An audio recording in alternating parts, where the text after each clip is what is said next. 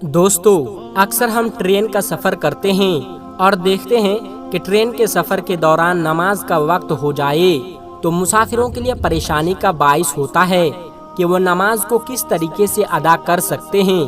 दीन इस्लाम ने सफ़र के दौरान नमाज को मुख्तसर करने की रुख्सत तो ज़रूर दी है, लेकिन नमाज छोड़ने की इजाज़त हरगिज़ नहीं दी है।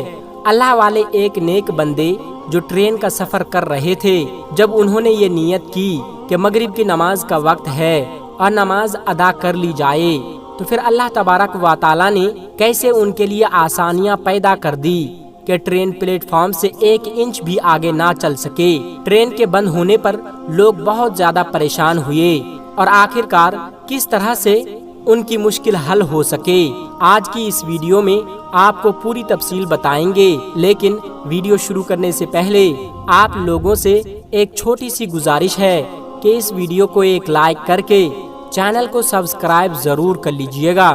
प्यारे दोस्तों, जो शख्स अल्लाह तबारक व तआला की इबादत करता है, नमाज की पाबंदी करता है, नमाज को खुशू व खुजू के साथ अदा करता है, तो अल्लाह तबारक व तआला उसके लिए आसानियाँ पैदा कर देता है।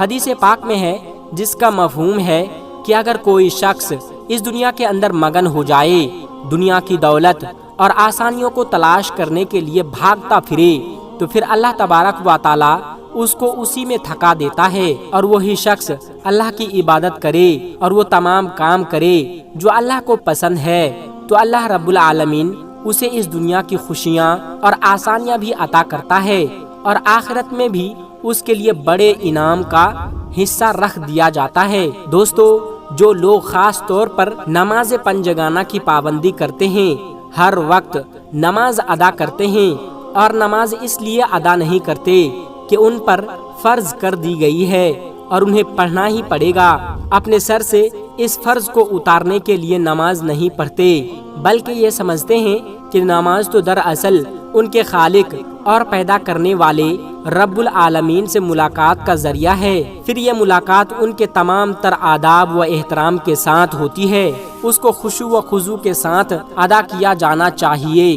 तो अल्लाह तबारक व तआला उन पर अपना खास करम कर देता है और लोगों को मुश्किलात से नजात मिलता है और लोगों के लिए दीन और दुनिया दोनों में आसानियाँ पैदा कर दिए जाते हैं। और ऐसे कई वाक़यात सुनने में आता है कि वो लोग नमाज पढ़ रहे थे, जब उन पर किसी जानवर ने हमला किया या कोई मोजी जानवर सामने आ गया, तो अल्लाह तबारक व तआला ने उसी नमाज की बरकत से उन लोगों को कैसे महफूज रखा। ये वाक़या तारीख़ इस्लाम के मुख्तलिफ किताबों के अंदर मौजूद है, जो हम सुनते हैं और सीना बा सीना यह हम तक पहुँच भी रहे हैं। लेकिन दोस्तों, आज जो वाक़या आपके सामने पेश करने जा रहे हैं, ये एक अल्लाह वाले बुजुर्ग का है, जो एक ट्रेन का सफ़र इसलिए कर रहे थे कि दीन इस्लाम की तबलीग की जाए, मुख्तलिफ शहरों में जाकर अल्लाह का पैगाम पहुँचाया जाए और उन्हें रब्बुल आलमीन का दर्स दिया जाए और उन्हें बताया जाए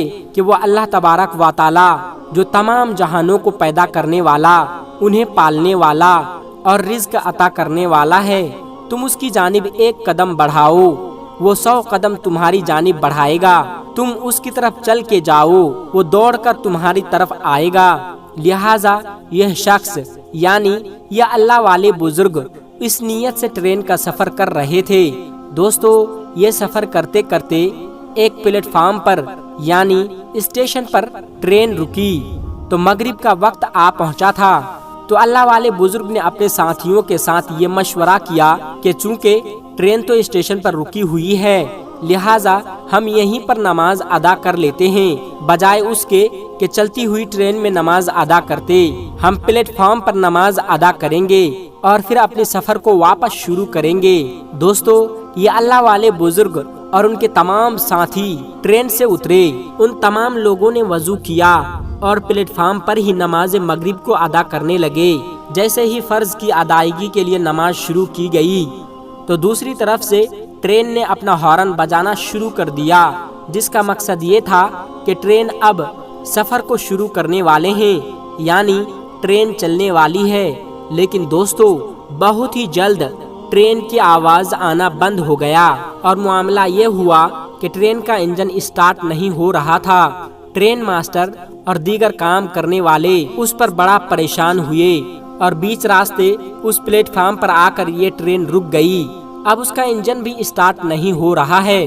دوستو، فوری طور پر میکینک کو بلایا گیا تاکہ تکنیکی مسئلے کو دیکھا جائے۔ یہ بات واضح طور پر یاد رہے کہ ٹرین اپنی ہارن بجانے کے بعد اپنے سفر کو آہستہ آہستہ شروع کر دیتی ہے، اور اگر کوئی مسافر پلیٹ فارم پر رہ جائے تو ٹرین کبھی بھی اس کا انتظار نہیں کرتی ہے۔ لہٰذا یہ تمام مسافروں کو یہ ہدایت پہلے ہی کر دی جاتی ہے، جیسے ہی ہارن کی آواز سنے تو فوری طور پر اپنے ڈبے پر یعنی ٹرین پر سوار ہو جائے۔ دوستو، اب ٹرین کا ہارن بجنا بھی بند ہو چکا تھا۔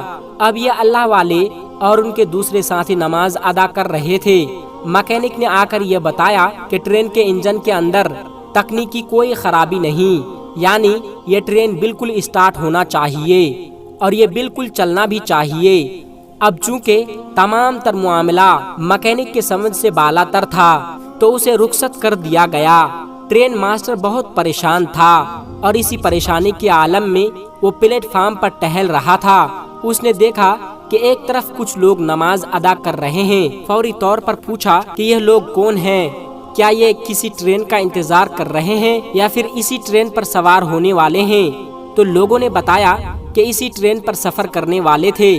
یہ مغرب کی نماز ادا کرنے کے لیے ٹرین سے اترے اور پلیٹ فارم پر ہی نماز ادا کر رہے ہیں۔ ٹرین ماسٹر کسی حد تک اس معاملے کو سمجھ گیا تھا۔ وہ ایک طرف بیٹھا اور ان لوگوں کو دیکھتا رہا۔ وہ بڑے آرام سے اور خشوع و خضوع کے ساتھ نماز ادا کر رہے تھے۔ جیسے ہی اللہ والے بزرگ نماز مکمل کی تو ٹرین ماسٹر خود ان کے پاس جا کر گزارش کی کہ اے اللہ والے شخص، میں نے آپ کو نماز ادا کرتے ہوئے دیکھا ہے اور یوں معلوم ہوتا ہے کہ شاید آپ اپنے پروردگار کو دیکھ کر نماز ادا کر رہے ہیں۔ یعنی اتنا ادب و احترام کے ساتھ نماز ادا کیا جا رہا تھا۔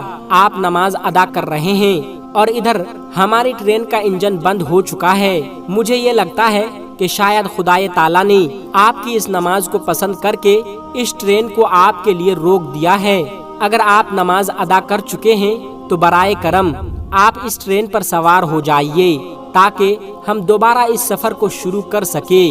دوستو، یہ بزرگ اس وقت اپنی نماز مکمل کر چکے تھے۔ پھر وہ اپنے ڈبے میں سوار ہوئے اور اپنی سیٹ پر جا کر بیٹھ گئے۔ دوسری طرف ٹرین کے ڈرائیور نے اب جیسے ہی ٹرین کو اسٹارٹ کیا تو انجن فوری طور پر چالو ہو گیا۔ تو دوستو، یہ ہے نماز کا کرشمہ۔